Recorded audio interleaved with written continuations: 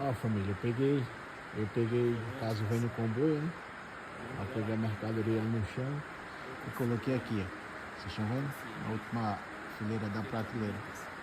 E é isso. Agora a gente abastece aqui. Tá colocando as prateleiras, o comboio vai trazendo e a gente vai abastecendo, colocando. Acabei de colocar aquela pilha ali no último andar aqui, né?